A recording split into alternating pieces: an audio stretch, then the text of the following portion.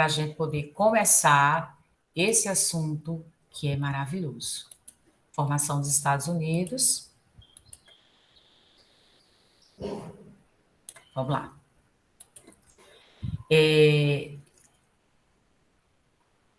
Eu queria que alguém tirasse depois, né? Depois que eu parar de compartilhar aqui, aparecer todos vocês assim, nesses quadradinhos aí, né? Aí alguém tira uma foto para mim, manda no privado para mim, porque meu celular está com a câmera quebrada. Deu uma queda, quebrou a câmera. Vamos lá. Tá todo mundo vendo aqui? Alguém responde para mim? Sim. Sim. Beleza, vamos embora. Gente, vamos lá. Então, Estados Unidos é o nosso conteúdo hoje, tá? Estados Unidos. Aí a gente vai ver os aspectos naturais lá na próxima aula, tá? Hoje vamos estudar um pouquinho da independência e da política dos Estados Unidos. Gente, eu começo com a águia. Vocês estão vendo que essa águia, ela está pintada na bandeira dos Estados Unidos. Essa águia, ela é o símbolo dos Estados Unidos. Então, por que ela é o símbolo? Então, tem uma representação por trás disso aí. Então, ela vai relembrar as conquistas que esse país obteve, também as derrotas, porque em algumas guerras os Estados Unidos perdeu, né, para outros países. Inclusive, na época da independência, muitas batalhas ele perdeu para a Inglaterra, porque Inglaterra foi o principal país que colonizou os Estados Unidos e formou lá colônias de povoamento e de exploração, que eu vou falar mais para frente. Então, nós temos aqui, depois que esse país se torna independente, ele vai e constrói o seu simbolismo. Então, dentro desse simbolismo existe a bandeira, né, que a gente vai falar, e a águia, que é a representação desse país. Agora, por que ela representa esse país? Então, nós temos aqui, ó, ela é o símbolo, ela é um dos, né, porque também tem a bandeira. Então, ela foi escolhida em 1782 para representar essa nação recém-criada. Estados Unidos ficou independente em 4 de julho de 1776. Já era o finalzinho do século XVIII. Foi o primeiro país da América, certo? E aí nós temos, além de representar essa questão da nação recém-criada, ela também tem o aspecto da longevidade. Longevidade por quê, gente? Porque uma águia, ela vive muito tempo. Na realidade, a águia, ela vive cerca de 70 anos, mas quando ela chega aos 35 anos, ela precisa fazer um ritual de renovação. Então, ela faz um voo para uma montanha bem alta. Lá ela entra num buraco que tenha nessa montanha, ela começa a bater com o bico na rocha, aí o bico solta, é bem doloroso, né, para ela. O bico cai, aí nasce um outro bico, um bico mais afiado, novo, né? E esse bico, ela arranca todas as garras dela, ela vai arrancar, as garras são super importantes para que ela capture as presas, né? Depois ela arranca todas as penas. Aí quando as penas e as garras nascem, aí essa águia sai, ó, e faz aquele voo maravilhoso, e aí ela consegue viver mais 35 anos. Então, veja o simbolismo dessa ave, né? Ela vive muito tempo, 70 anos, quer dizer, é um tempo grande para um animal, né? Um tempo de vida longo. Ela tem um voo majestoso. Essa águia ela é enorme, geralmente ela com as asas abertas, ela dá cerca de 2 metros, né, de uma ponta a outra da asa. Ela também é uma espécie endêmica. O que é uma espécie endêmica? É uma espécie que só tem naquele lugar. Ela é endêmica lá da América do Norte. Ou seja, existe essa águia lá no Canadá, nos Estados Unidos e no México. Aí vocês poderiam até perguntar, sim, professora, mas eu já fui na Bica, lá em João Pessoa, no caso aqui, né? E eu já vi uma águia dessa. Ok, gente. Existem zoológicos espalhados pelo mundo todo com espécies que eles tentam capturar do mundo todo para representar aqueles animais, né? Os animais do mundo. Porém, essa águia, ela é endêmica dos Estados Unidos. Dos Estados Unidos, do Canadá e do México, que corresponde ao território da América do Norte. Todo mundo entendeu? Eu sim. Ok, então vamos lá. Formação do território. Vocês estão vendo aqui o mapa dos Estados Unidos. Aqui, gente, eu tenho 48 estados, porque assim, a divisão interna do Brasil são estados, né? A gente mora na Paraíba, né? Vamos lá, deixa eu ver. Sei lá, um artista qualquer mora lá em São Paulo, são os estados. Dos Estados Unidos é da mesma maneira. Eles se dividem em estados, é a divisão interna. Então, aqui são os estados atuais. Nesse espaço territorial aqui, eu tenho 48 estados que são juntos dentro dessa área continental. Tenho 2 estados que são afastados. Quais são eles? O Alasca, que foi um território comprado da Rússia. A Rússia antes era dona desse território, mas agora é Estados Unidos. Ele comprou da Rússia. E o Havaí, que são essas ilhas aqui, né, o arquipélago, o conjunto de ilhas, que os Estados Unidos, nesse caso, ele se apossou desse território, né, e trouxe para dentro, no caso, para compor o seu território. Então, nesse caso, a gente diz que os Estados Unidos, ele tem 50 estados no total, sendo que 48 estão nessa área continental aqui, e 2 estados estão afastados. São eles, né? Alasca e Havaí. 2 estados afastados. Lembrando também que a capital dos Estados Unidos é Washington, tá? Washington, D.C., que é Distrito de Colômbia, é o que representa esse D.C. Os Estados Unidos é o 4º país do mundo mais extenso. Da América, ele é o 2º, né? O Canadá é o 1º e o Brasil é o 3º. E ele é o 3º do mundo mais populoso. Ele pede para quem? A China é o mais populoso do mundo. Em segundo lugar vem a Índia. Em terceiro lugar está os Estados Unidos, com 324 milhões de habitantes. Né? É gente com força. E muita gente querendo ir para lá, né? Porque é bem interessante morar nesse país, viver nesse país, ganhando em dólar, mas é muito difícil de entrar, tá? Aí nós temos aí a história dos 2 estados que foram afastados. O Alasca, que foi comprado da Rússia em 1867, e o Havaí, que foi anexado ao território dos Estados Unidos, ele tomou para ele em 1898, tá? Nesse caso, são os 2 estados que são afastados, mas totalizando aí o território dos Estados Unidos, são 50 estados. Depois nós temos aqui, Estados Unidos ele é uma federação de estados, tá? Uma curiosidade é que os Estados Unidos, ele tem, cada estado, existe a Constituição Federal. Como a gente tem aqui, eu me lembro que o ano passado, vocês do 7º ano, eu falei da Constituição Federal, que é a nossa principal lei. E, nesse caso, o estado da Paraíba ou o município de Santa Rita, ele pode criar algumas leis municipais, tá? Ou leis que possam valer em todo o estado, no caso, o governador não, gente, são os deputados estaduais, tá? Perdão. Deputados estaduais, eles podem criar leis que passem a valer em todo o estado da Paraíba, por exemplo. Assim como os vereadores, eles podem criar leis que possam, se for aprovada lá na Câmara dos Deputados, ou na... Ai, meu Deus, peraí. Vereadores, né? É isso mesmo, que é municipal. Se for aprovado lá, ele pode valer no município, tá bom? Aí, o que é que acontece nos Estados Unidos? Eles têm as leis próprias, eles têm a Constituição Federal, e eles têm, cada estado, ele pode criar uma outra lei, né? Agora, só não pode ser uma lei, por exemplo, que seja contra o que está lá na Constituição Federal. Por quê? A Constituição Federal é a principal lei, ela é a lei que a gente chama de magna, ela é acima de todas as leis. Ela vale em todo o território desse país, né? Aí eu tenho aqui, por exemplo, em alguns estados dos Estados Unidos, você pode dirigir a partir dos 16 anos. Em outros, é igual ao Brasil. A gente só pode dirigir a partir dos 18, depois que tira a habilitação, né? Hoje que tem que ir para a autoescola, aprender lá, fazer todos os exames direitinho, e no final, a prova prática, você vai pegar o carro e vai dirigir, e alguém vai te avaliar, certo? Tem alguns estados que têm pena de morte, outros não têm.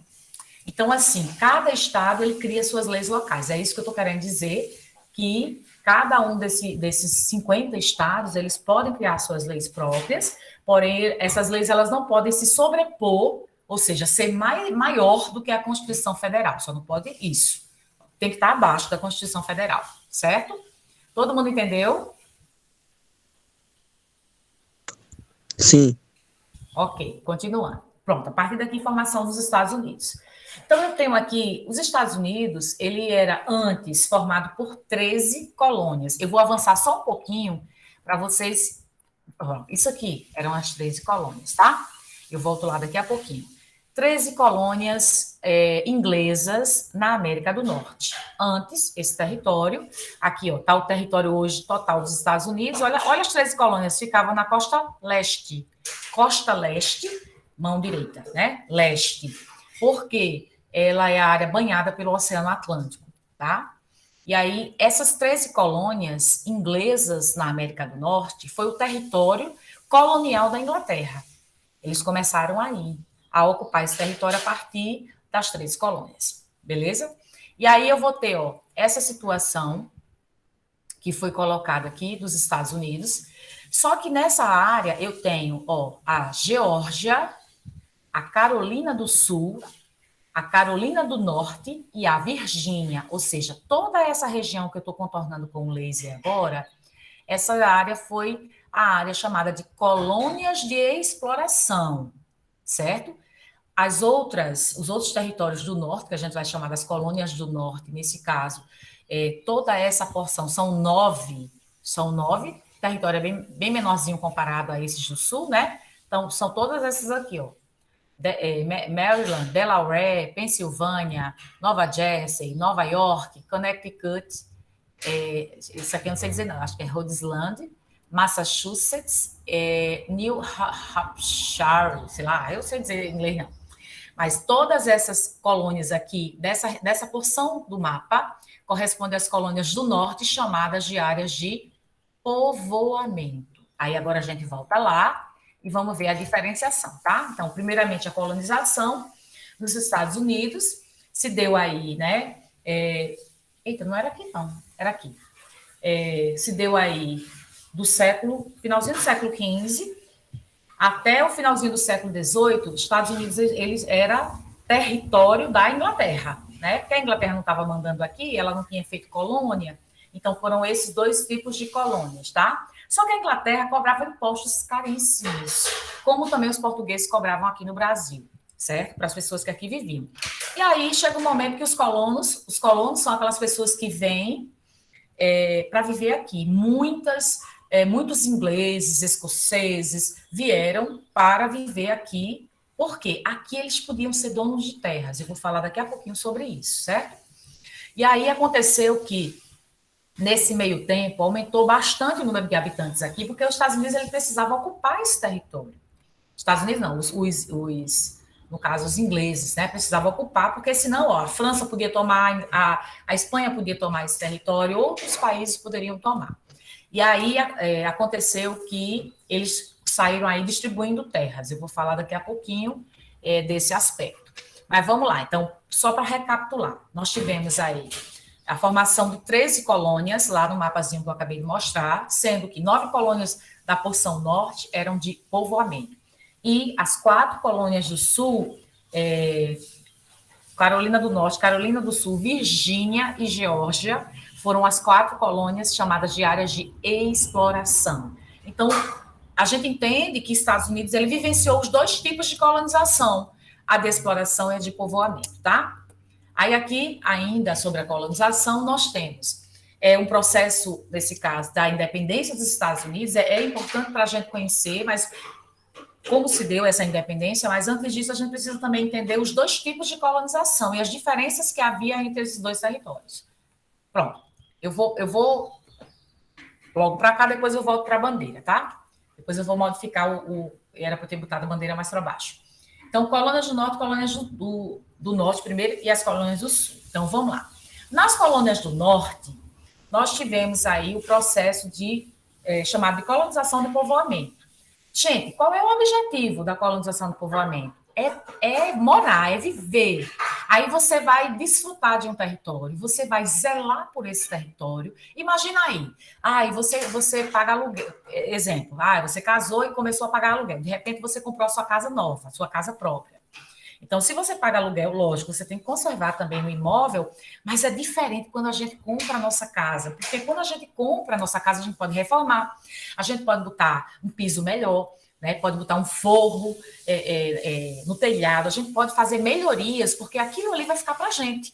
Então, é assim que você vai entender a colonização do povoamento, que era um território que era seu, passava a ser seu, aquele território. Você ia zelar por ele, cuidar dele, defendê-lo, né? Como a gente vai ver de algumas guerras que ocorreu na defesa pelo território. Então, eu tenho aqui, ó, na colonização de povoamento, a mão de obra era livre, ou seja, eram pessoas que recebiam pagamentos pelo seu trabalho. Né? Se eu tinha propriedade, eu contratava alguém para trabalhar, eu tinha que pagar salário para ela. Então, mão de obra livre. Gente, a economia era voltada a abastecer o mercado interno, ou seja, vamos dizer, se era uma propriedade agrícola, eu ia produzir, eu ia abastecer a população local, vendendo as mercadorias, é claro, né? E aí nós tínhamos também, a propriedade, ela era pequena, ela não era latifúndios, como era, latifúndios são grandes propriedades, não era como ocorria, por exemplo, nas colônias do Sul, que era a região de exploração, tá? E aí, em decorrência disso, nós tivemos as colônias do Norte como um território em que os colonos eram as pessoas que vieram de lá, da Europa, para viver aqui, nessas colônias do Norte. Então, eles se identificavam com o território, eles queriam esse território para si. E aí, o movimento de independência surgiu daí, das colônias do Norte, certo? Bom, vamos lá. Então, as colônias do Sul. Já as colônias do Sul eram territórios, né, de grandes propriedades agrícolas. Essas propriedades, elas tinham uma mão de obra escrava. O que era produzido nessas propriedades era vendido para a Inglaterra, era voltado para abastecer o mercado externo. Já é diferente da anterior, que era o mercado interno, tá? A mão de obra escrava, portanto, não recebia salário. E era em forma de monocultura. O que é monocultura? Gente, mono é um tipo de cultura, ou seja, um tipo de plantação. Eles plantavam algodão, principalmente algodão, porque a Inglaterra, ela produzia tecidos. E aí, o algodão é a matéria-prima do tecido que eles produziam. Então, eles plantavam algodão para fornecer para a Inglaterra compor, fazer o tecido e depois vender nas áreas coloniais, para a população que lá comprava, tá? Então, mão de obra escrava, grandes propriedades rurais, a produção era monocultura e era voltada a abastecer o mercado externo. Lembrando que as colônias do Sul eram Virgínia, Carolina do Norte, Carolina do Sul e Geórgia. Bora lá, sim, para a bandeira. Não, aqui vai falar primeiro alguns tipos, algumas características dessas colônias, tá? Colônias do Norte eram independentes, elas tinham autonomia política, que a Inglaterra dava autonomia, ela se organiza aí do jeito que tu quiser, certo? E aí, partiu deles, olha aí, que eu acabei de falar, a iniciativa para o movimento de independência, que ocorreu, a independência foi declarada em relação à Inglaterra em 4 de julho de 1776, que é o feriado da independência dos Estados Unidos. Aqui, quem lembra a independência do Brasil? Qual é o feriado?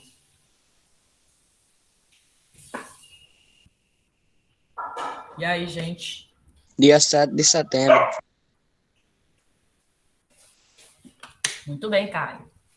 Isso mesmo. 7 de setembro, a nossa independência. 7 de setembro de 1822. Ficamos independentes em relação a Portugal. Estados Unidos 4 de julho de 1776, ou seja, ele ficou muito antes independente da Inglaterra, né? Já a colônia de exploração, que eram as colônias do Sul, né? Elas dependiam do mercado inglês, então elas plantavam algodão, que era para fornecer o mercado inglês. Aí nós tínhamos mão de obra escrava, grandes plantações, principalmente de monocultura de algodão, tá? E abastecia o mercado externo, exatamente o que eu acabei de falar na explicação. Deixa eu ver o próximo. Isso aqui eu já mostrei. Pronto, eu vou voltar lá na bandeira agora. Essa bandeira aqui. Todo mundo conhece essa bandeira e sabe que do sentimento do estadunidense, né, população que nasce lá ou que tem a nacionalidade de lá, no sentido de, exemplo, eu fui morar nos Estados Unidos, né, era solteira e de repente eu casei com um estadunidense. Aí se eu caso com um estadunidense, eu passo a ter a nacionalidade dele, a dupla nacionalidade. Eu sou brasileira, casei com um estadunidense, eu passo a ter as duas nacionalidades. Da mesma forma, o marido lá, o suposto marido nos Estados Unidos, se ele casou com uma brasileira, ele tem a nacionalidade estadunidense e também brasileira, né? Por quê? Porque casou com uma pessoa do Brasil. Deu para entender, né? É a dupla nacionalidade. Quando você casa ou quando você tem um filho lá, certo? Nesse caso aqui, a gente tem a bandeira, é uma simbologia muito forte dentro dos Estados Unidos, porque a maioria das casas, elas têm a bandeira, tem um mastro com uma bandeira. Não é exatamente um mastro, às vezes é um bastão com a bandeira lá pendurada. Vocês já devem ter visto séries, filmes que mostram isso. Então, o sentimento de nacionalismo deles é muito forte. E não é só na Copa do Mundo, tá entendendo? Porque a gente veste o verde e amarelo na Copa do Mundo, a gente anda com a bandeira, né? Às vezes no carro, ou simplesmente, sei lá, veste a bandeira, enfim. É no período da Copa do Mundo. E eles não, eles é o tempo todo. Então, aqui eu tenho a simbologia do que representa a bandeira. Gente, se a gente contar, aqui são 13 faixas vermelhas e brancas, tá? São 13 faixas. Elas representam o quê? Elas representam as 13 colônias, que é exatamente o território. Ah, não, é antes. Não, gente, eu tô doidinha aqui para frente. É aqui. As 13 colônias são esse aí, né? O início da formação do território, as 13 colônias. Então, elas estão representadas aqui pela bandeira dos Estados Unidos, nas faixas vermelha e branca, representam as 13 colônias. E as estrelas? Lógico que ninguém vai contar, né? Eu já tive um aluno que contou, viu?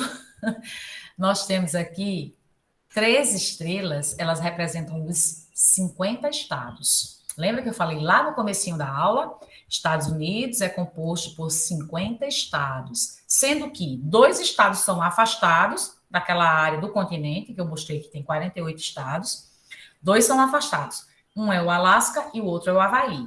O Havaí foi anexado ao território dos Estados Unidos, ele pegou, né, e se apossou. E o Alasca foi comprado da Rússia, ok? Então, aqui a gente vai perceber, ó, os 2 tipos de colonização, no caso, povoamento e exploração, foi esse que a gente acabou de ver, está representado aqui nas 13 faixas, né, entre vermelhas e brancas, que representam as 13 colônias dos Estados Unidos, tá?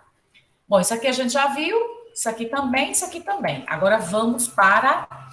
agora os Estados Unidos já está independente, tá certo? Os Estados Unidos está independente, ele venceu, né, a guerra contra a Inglaterra e ele se declarou em 4 de julho de 1776, declarou a independência. Agora vamos para o século XIX. Gente, durante o século XIX, eles criaram, né, lembrando que houve a Reforma Protestante. A Reforma Protestante, não sei se tem alguém na turma que seja protestante. Eu sou protestante, no sentido que eu sou evangélica. Pronto. E aí, houve a Reforma Protestante lá na Inglaterra, e muitos cristãos protestantes, que são os evangélicos, hoje a gente chama assim, né? Eles acabaram sendo muito perseguidos lá na Europa. Então, alguns decidiram sair de lá e vir para a colônia. Viver na colônia, na época, ainda era território da Inglaterra, né? Eles puderam ser donos de terra lá. E aí, a gente vai para essa doutrina, chamada Doutrina do Destino Manifesto. Presta atenção. Os estadunidenses, né, os padres, não, são reverendos, chama reverendos, né? Na igreja anglicana, chama de reverendo. É tipo um padre ou um pastor, mais ou menos isso. E aí, esse sacerdote, o reverendo, eles começaram a colocar essa ideia para a população de que, olha só, você, estadunidense, né, o padre, o reverendo falando, você, estadunidense, foi escolhido por Deus. Foi escolhido por Deus para ocupar esse território. Então, vai embora ocupando esse território, porque Deus deu essa missão, tá? Então, a partir da doutrina do destino manifesto, foi uma característica ideológica porque do ramo das ideias, né? Foi essa ideia que foi criada de que o estadunidense ele foi escolhido por Deus para ocupar toda essa faixa do território, que ia do Oceano Atlântico até o Oceano Pacífico. Então, eles começaram um movimento chamado do povoamento do Oeste, que eu vou mostrar daqui a pouquinho num quadro de John alguma coisa, o pintor, que representa essa simbologia. Gente, a ideologia é fortíssima. Quando alguém chega para você e diz, olha, você é um vencedor e você vai buscar isso. Deus te escolheu para você fazer. Isso dá uma força tão grande na gente, para a gente lutar e conseguir o objetivo, sabe? Então, foi exatamente a proposta da doutrina do Destino Manifesto foi essa. Foi trazer para o estadunidense que ele era uma pessoa especial e foi escolhida por Deus para ocupar todo esse território, né? Que um território é gigante, tem quase 10 mil quilômetros quadrados de extensão, o território dos Estados Unidos. Né? Então, essa foi a doutrina. Então, eu coloquei aqui, ó, a expansão territorial. Então, no século XIX, os norte-americanos acreditavam que haviam sido escolhidos por Deus para liderarem o mundo e nada, nem ninguém poderia impedi-los. Né? Se Deus te escolheu, aí você diz, Deus me escolheu, eu vou ter que cumprir, porque Deus é Deus, né? Deus é o nosso Pai Supremo. Aí, essa crença, né, esse acreditar que Deus me escolheu para fazer essa coisa aqui e eu vou fazer porque Deus vai me dar força, é o que motivou essa população a ocupar todo o território. Então, o nome disso aqui é Doutrina do Destino Manifesto, tá? Aí diz, essa doutrina foi a razão ideológica, ideologia é o ramo das ideias, tá? A razão ideológica que moveu os americanos no século XIX a expandirem seu território na direção oeste, ou seja, a chamada Marcha para o Oeste. Antes, as 13 colônias eram no norte, no leste, como eu mostrei para vocês no mapa. Aí agora eles vão ter que ocupar toda essa faixa oeste até chegar no Oceano Pacífico. Então, essa ideia, né, essa motivação que Deus te escolheu para ocupar todo esse território, ficou conhecido como Doutrina do Destino Manifesto. Aí aqui eu tenho a forma como cresceu o território dos Estados Unidos. Então, eles cresceram dessa forma que ou eles compraram territórios, ou eles fizeram tratados, né, eu te dou isso, você me dá o território, ou eles simplesmente chegaram lá e anexaram o território. Né? Muitas vezes travaram guerras e pegaram e anexaram territórios. Vocês estão vendo aqui, ó, essa área aqui, toda essa porção aqui, antes era território doméstico. Mas aí, no caso aqui é da Espanha, né? Aí eles foram, só que a Espanha, gente, o território da Espanha o México era território da Espanha, tá? Aí nós tivemos aqui, por exemplo, o Texas, que é esse território aqui, ele foi anexado, ele era doméstico e ele foi anexado em 1845. Esse outro território aqui, que tem vários, tem Los Angeles, Califórnia, estado da Califórnia, tem outros aqui. Eu só me lembro de Los Angeles agora, da Califórnia, né? Los Angeles está dentro da Califórnia.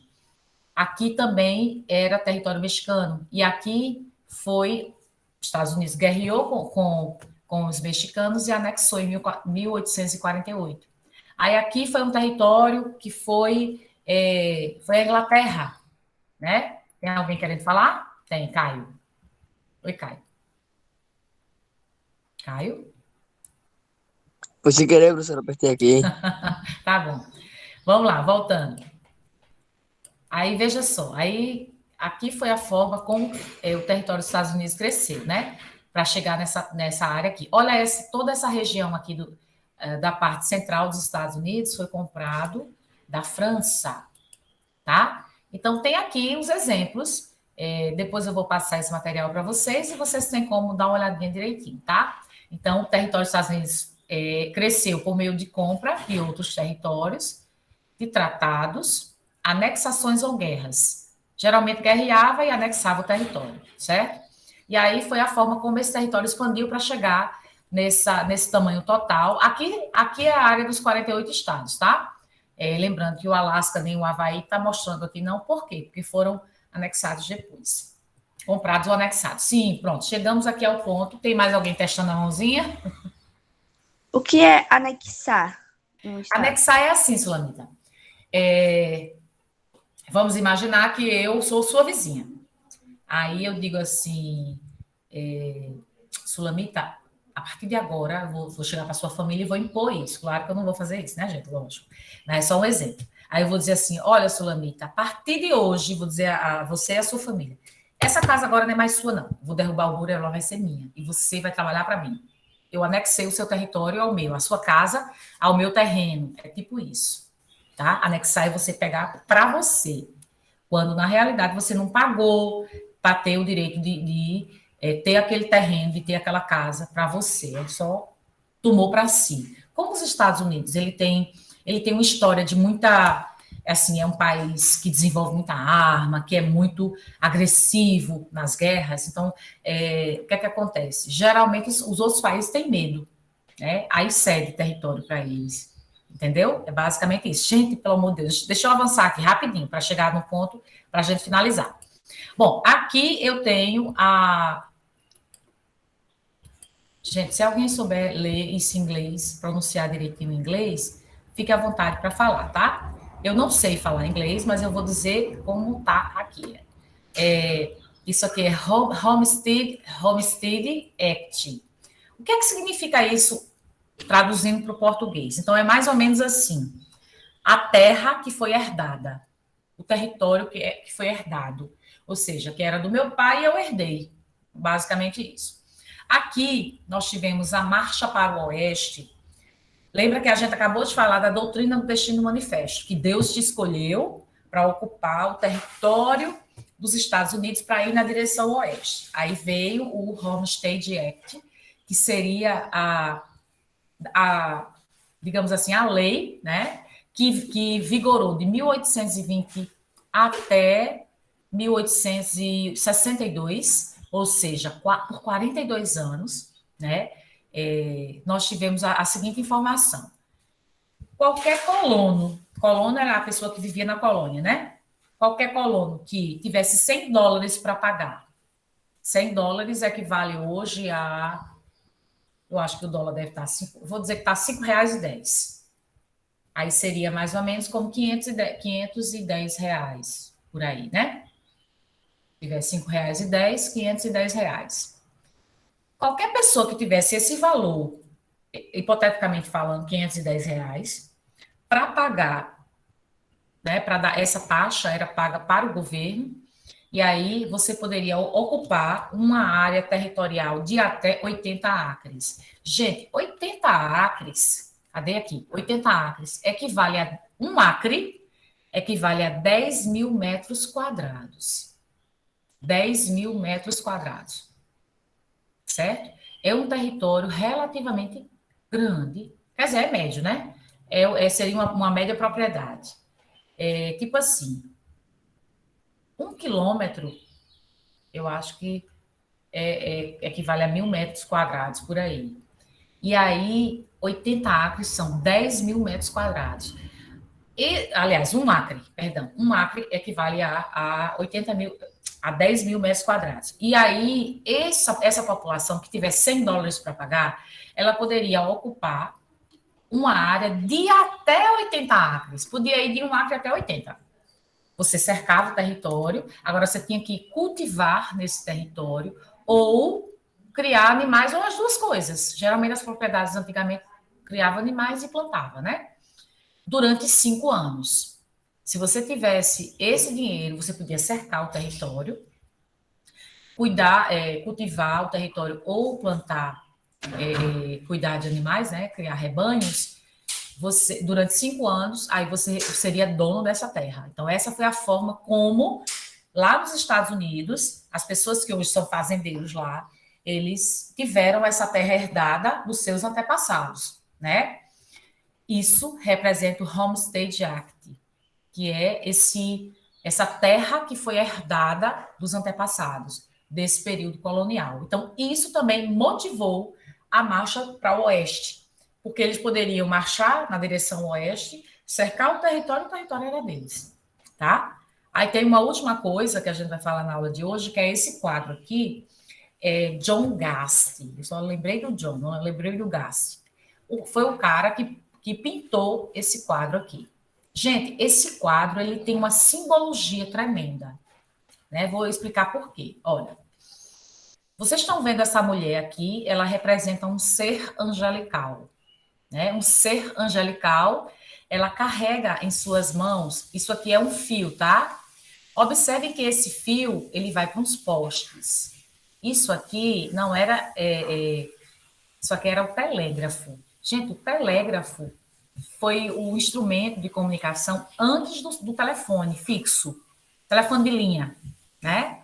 Veio antes. Então, isso aqui, essa moça, ela representava o progresso. Ou seja, esse progresso, as linhas do telégrafo representavam o progresso. Observem que ela está saindo de uma área que está bem clara. Ou seja, isso aqui simboliza que o progresso chegou nessa região. Essa foi a área inicial das 13 colônias, tá? Esse C angelical, ele também, além de levar as linhas telegráficas, né? Ela leva na mão também, na mão direita, ela também está levando um livro, e esse livro representa a Constituição dos Estados Unidos, que é a lei magna, é a principal lei, né? É um conjunto de leis, na realidade. E aí, essa moça, ela sai de uma área que está totalmente clara, ou seja, gente, o progresso chegou aqui, na área, antigamente eram as 13 colônias. Veja que tem locomotiva, tem algumas propriedades, ó, pessoas cultivando já a propriedade. Aqui são colonos, tá? E aí, esse ser angelical, ideologicamente falando, ele vai saindo do leste e ele vai na direção oeste. E o que é que eu tenho na direção oeste? Observe que eu tenho um terreno escuro. Um terreno escuro, eu tenho alguns grupos indígenas. Esse ser angelical, ele vai trazendo o progresso para o oeste, e esse progresso, né, a qualquer custo, ou seja, esses colonos que vão partindo para o oeste para ocupar essa área que estava escura, eles vão, porque eles estão sendo motivados por Deus. Deus não escolheu eles? Lembra que a gente acabou de falar da doutrina do destino manifesto? Então, eles saem do leste, que já era o local que o progresso já tinha chegado, e eles vão levar esse progresso, porque Deus escolheu eles, para o oeste. Aí eles vão guerreando com esses grupos indígenas ao ponto de muitos desaparecerem, né? Lembrando que aqui eles já tinham arma de fogo. Veja a ideologia. Então, eu coloquei aqui, ó, a pintura de John Gass mostra a chegada do progresso nos Estados Unidos. Nesse caso, já tinha chegado no leste, agora estava na direção oeste. Aí nós temos uma mulher angelical trazendo a luz da colonização, juntamente com os colonizadores americanos, que seriam esses povos aqui, né? Colonizadores americanos, prendendo cabos telégrafos por onde passam. No caso aqui, essas pessoas iam, né, ajudando a implementar, a colocar aí os cabos, para que o progresso ele abrangesse todos os Estados Unidos, né? Aí há também nessa imagem, né, índios americanos e animais selvagens no oeste, oficialmente, entre aspas, sendo afugentados pela personagem. Ou seja, ela traz o progresso e o progresso, assim, o novo, né, traz um pouquinho de medo. Então, os animais selvagens, eles vão indo embora ao ponto que praticamente desapareceram, tá? Pronto. Aí aqui, a Guerra de Secessão, tá? Já é outro momento. A Guerra de Secessão tem tudo bem explicadinho, eu vou ficar nela, eu vou só explicar para vocês e a gente para nela. Aqui eu tenho a Guerra de Secessão, ela ocorreu em 1861 a 1865, e aqui, do jeito que vocês estão vendo, nós tínhamos, ó, todo o território já foi ocupado, certo? Aí a doutrina Destino Manifesto, beleza, chegou aí o progresso, todo o território já foi ocupado e dividido nos estados, como a gente está vendo aqui. Então, só essas áreas aqui do meio, como está dizendo aqui, ó, diz assim, territórios ainda não transformados em estados, né? Por exemplo, aqui eu tenho um território de Nebraska, que era enorme, ó.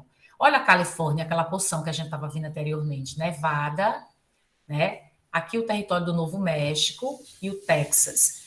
Essa área, Louisiana, toda essa região aqui antes pertencia ao México, né? E agora os Estados Unidos é dono. Então, aqui eu tenho a simbologia dos estados da União, que representam aqui toda essa área azul. Eu tenho os estados em vermelho, que representam os estados confederados. Gente, essa área aqui, ó, tirando a Flórida, tá? Mas Geórgia, Carolina do Sul, Carolina do Norte e Virgínia, não foi exatamente a região de colonização, de exploração, né? Aí o que é que aconteceu? Esses territórios chamados de confederados, eles criaram um movimento para se separar da União, dos estados da União. Eles queriam criar um outro país aqui. E os estados da União disseram, de jeito nenhum, vocês pertencem aos Estados Unidos e não vão ficar independentes nem de jeito nenhum. E havia os estados que eram escravagistas que permaneceram na União, esses aqui, Missouri, Kentucky e eu acho que aqui é o quê? Maryland, alguma coisa assim, tá? Esses áreas em cinza aqui. Aí o que é que aconteceu? Esses estados em vermelho quiseram se separar da União. Esses estados em azul, chamados Estados da União, eles queriam que os estados em vermelho libertassem os escravos, tá? E passassem, os escravos, nesse caso, passariam a ser a mão de obra paga, mão de obra assalariada, e esses estados do norte aqui, eles já eram industrializados. Eles detinham aí, né, o poder econômico, poder político nessa região.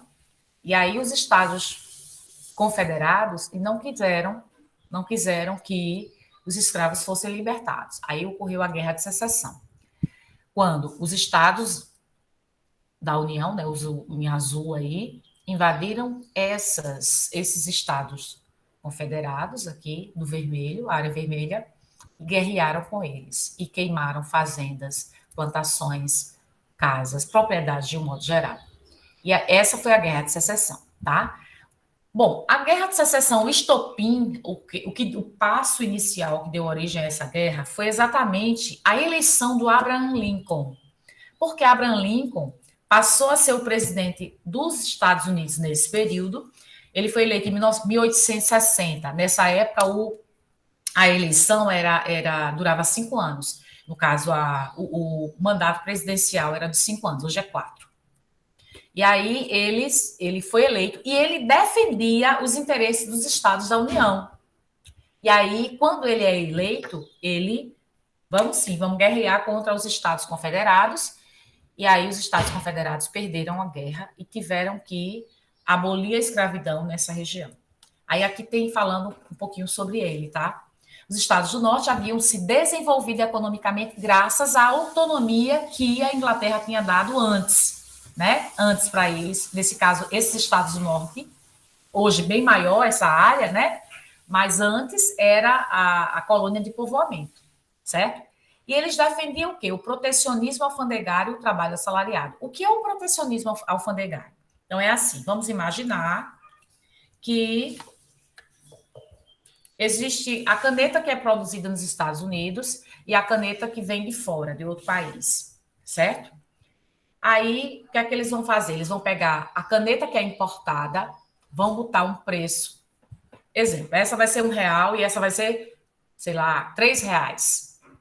R$1 é o valor da caneta e R$2 é o imposto. É exatamente o imposto alfandegário. Aí o que é que a população vai fazer? A população vai comprar a nacional, a empresa nacional do país, né? Que produz, ela vai lucrar e vai crescer, e a empresa estrangeira, não. Por quê? Porque ele está protegendo o território deles. Isso é o protecionismo alfandegário. Aí, o que era que os estados do sul defendiam? Defendia totalmente o contrário. Vou explicar agora. Os estados do sul, eles tinham uma elite rural, ou seja, não tinha indústria, não tinha economia desenvolvida, nem tinha o objetivo de crescer a economia interna, queria que crescesse a economia dos países europeus.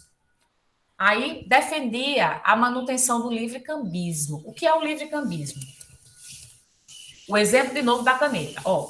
Essa caneta vai ser vendida por R$1. Essa é a importada. Essa eu vou comprar por 80 centavos e vendo por R$1. Eu estou tendo um lucro de 20 centavos. Mas como ela é mais bonita, é um azul diferente, tal, aí você vai optar a comprar ela. Então, você vai enriquecer a empresa de fora. Esse é o livre cambismo. Ou seja, você não vai cobrar taxa a mais. Lembra que no primeiro exemplo eu coloquei ela por R$3 e essa R$1? Aí você ia comprar essa para enriquecer a empresa nacional. Aí agora você tem as duas pelo mesmo valor. Aí comecei azul diferente, né? Eu gostei mais desse azul, vou comprar essa. Aí eu vou enriquecer a empresa estrangeira, ao invés de enriquecer a empresa nacional. Então, isso é o livre cambismo. É sem cobrar impostos pelo importado, certo? Aí, assim, eles iam favorecer apenas as empresas de fora e não as empresas nacionais. Então, era isso que os estados do Sul defendiam. E aí nós temos aqui, ó, essa pessoa é o Abraham Lincoln.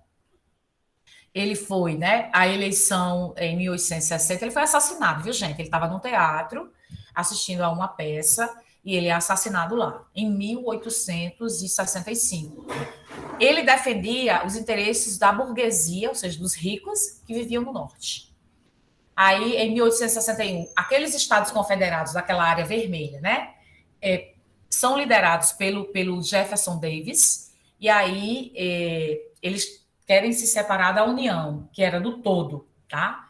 E aí nós tivemos, no caso, eles perderam a guerra, né, os Estados Confederados, então eles passam a abolir a escravidão depois da derrota, e Abraham Lincoln é assassinado exatamente, ele estava assistindo uma peça, e ele é assassinado lá no teatro, em 1865, no ano que acabou a Guerra de Secessão. E aqui a gente vai finalizar exatamente com a doutrina Monroe, 1823, né? Era para ter vindo antes em relação à Guerra de Secessão. Depois eu vou modificar o formato. Aí eu tenho a doutrina Monroe, James Monroe é esse cara aqui, ele foi também presidente dos Estados Unidos, e ele fez um discurso em 2 de dezembro de 1823, e nesse discurso, desse pronunciamento que ele fez para o povo, ele falou essa frase aqui, ó. Ele disse assim: ele deixou claro que o continente americano não deveria aceitar nenhum tipo de intromissão europeia sobre quaisquer aspectos. Ou seja, a Europa não era mais dona dos Estados Unidos, os Estados Unidos estavam independentes. Então, a Europa não podia opinar. Eita, coloca essa lei aqui, faça isso aqui ou não faça aquilo. Não, a Europa não é mais dona do território dos Estados Unidos. Aí ele disse, isso quer dizer América para os americanos. A América agora é dos americanos, é dos estadunidenses, tá? E não mais da Europa, ok? Nessa mesma frase, ele também passa um recado para a gente. Ele diz, ó, América Latina, né, do México para baixo, incluindo o Brasil, somos nós, estadunidenses, que vamos mandar em você agora. E é exatamente isso que acontece até os dias atuais, tá certo? Gente, eu passei do horário 9h04, misericórdia. Eu avisei que era muito assunto, né? Ai, deixa eu tirar esse negócio aqui. É muito assunto. Jesus, sai daqui. Pronto, saiu. Aí eu vou pedir, né? Eu não sei se eu já pedi, para alguém tirar uma foto da gente. Tirar uma foto dessa organização aqui. E manda para o meu privado, porque minha câmera está quebrada. Certo? Ok, gente, eu sei que vocês estão cansadinhos, né? Eu também estou. Já, professora. Pois tá, eu vou passar a atividadezinha bem basiquinha, e aí a gente continua na próxima aula, tá? Esse assunto que é muito massa. Vocês gostaram? Gostei. É muita história, né, Sulamita? Pois é. Mas é massa demais, eu amo. Pois tá bom, então um cheiro para vocês, descansa um pouquinho, porque daqui a pouco tem aula de história, né?